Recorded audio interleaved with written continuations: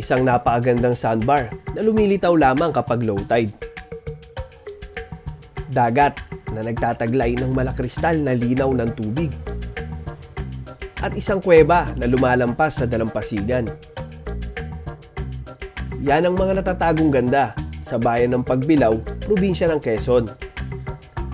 Kaya tara, samahan nyo kaming muli sa isa na namang masayang adventure sa probinsya ng Quezon. Ang sarap magmotor! Let's go!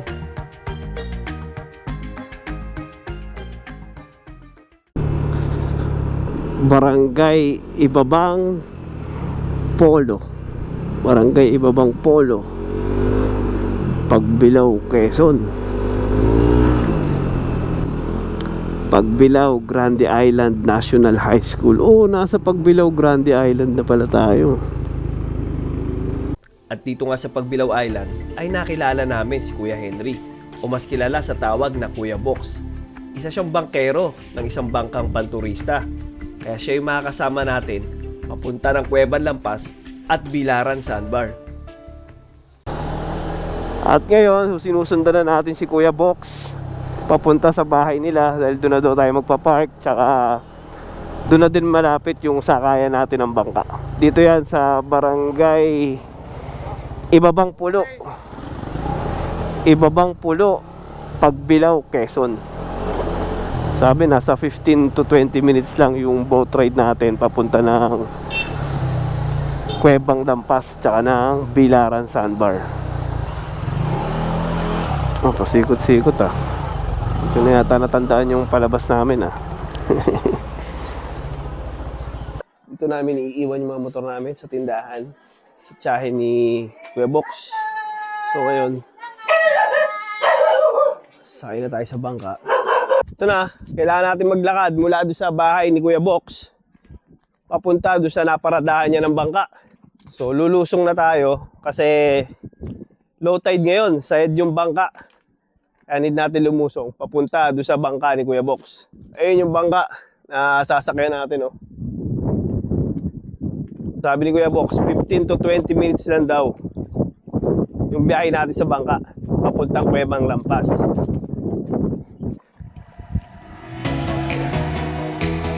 Let's go!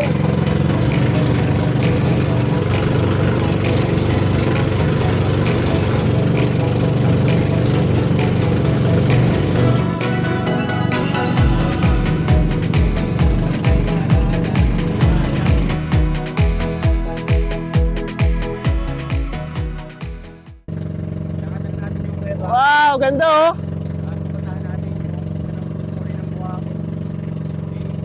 Ganda oh!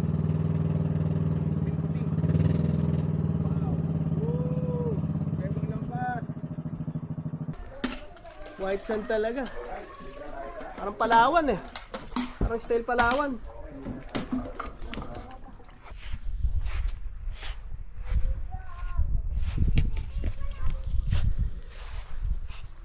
Buhangin nila mo. White sand talaga. Dito sa Cuevang Lampas. Grabe ah, paganda.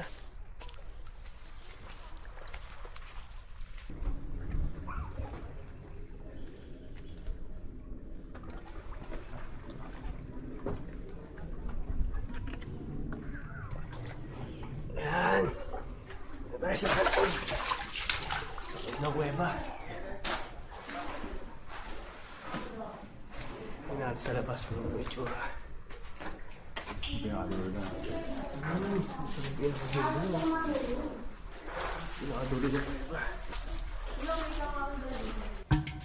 Ito ang Cuevang Lampas na matatagpuan sa bayan ng Pagbilao, probinsya ng Quezon.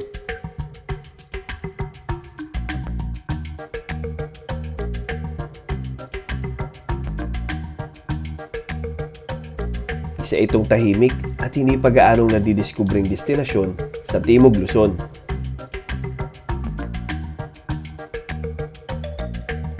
Kilala ang lugar na ito sa kakaibang kombinasyon ng puting buhangin,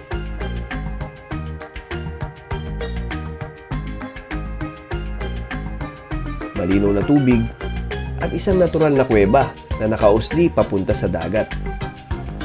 Dito nang galing ang pangalan na Cuevang Lampas. isang kuweba na tila lumalampas o nakausog palabas sa lupa, direkta sa karagatan.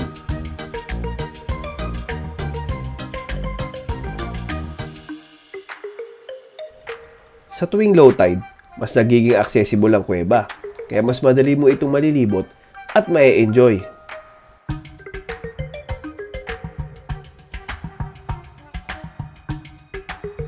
Bukod sa cave, makikita mo rin dito ang napakalinaw at kulay kristal na tubig na perfect para sa swimming at relaxation. Dahil hindi pa ito gaanong commercialize, mararanasan mo ang tahimik, presko, at natural na ambience na malayo sa ingay at stress ng syudad.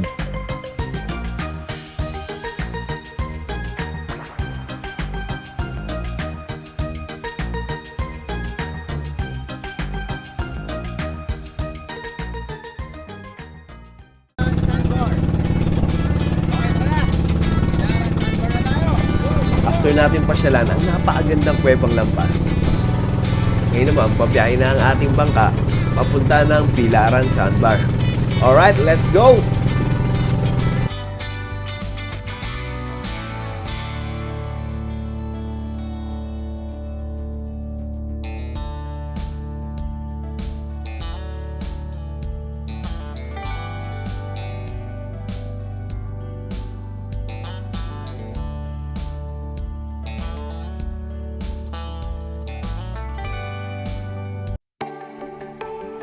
Ang Pilaran Sandbar ay isang natural na sandbar na matatagpuan sa bayan ng Pagbilao, probinsya ng Quezon.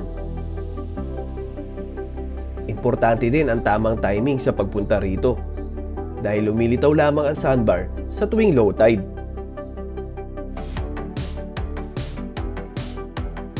Napapalibutan ito ng malinaw na tubig at iba't ibang shades ng blue, kaya perfect para sa swimming, drone shots at photography. Dahil nasa gitna ito ng dagat, mas ramdam mo yung pagiging raw at natural ng lugar. Perfect para sa mga gusto ng relaxation at pahinga mula sa ingay ng lungsod.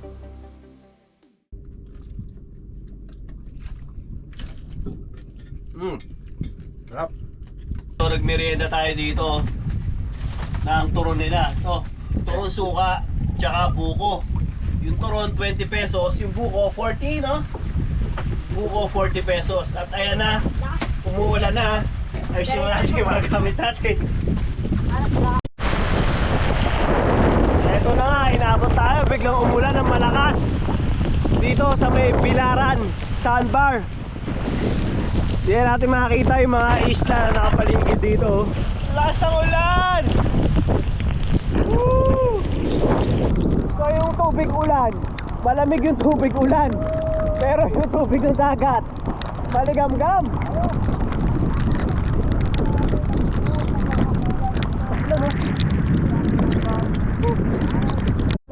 Ay, mga nakuha ng mga bata dito.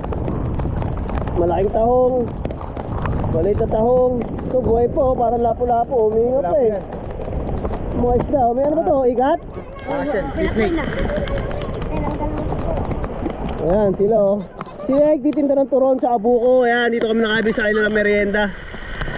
Laki oh.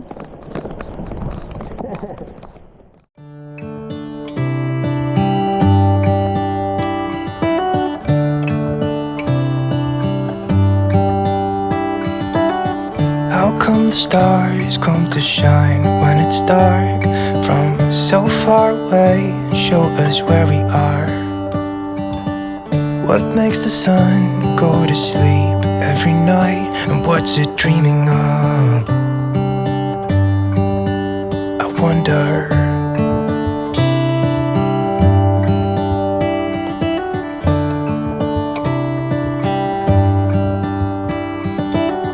How come the sky sometimes hides behind the clouds? Maybe it's just like me, a little bit scared of heights. Why does the rain always keep on pouring down when it's gray outside? It really makes me wonder. Yeah, it makes me wonder. It really makes me wonder.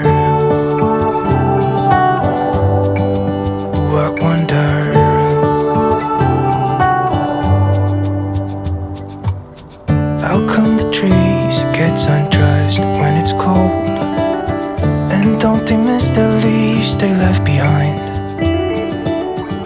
Could it be to make the ground shine like gold until winter comes? Until winter comes, until winter comes. It really makes me wonder.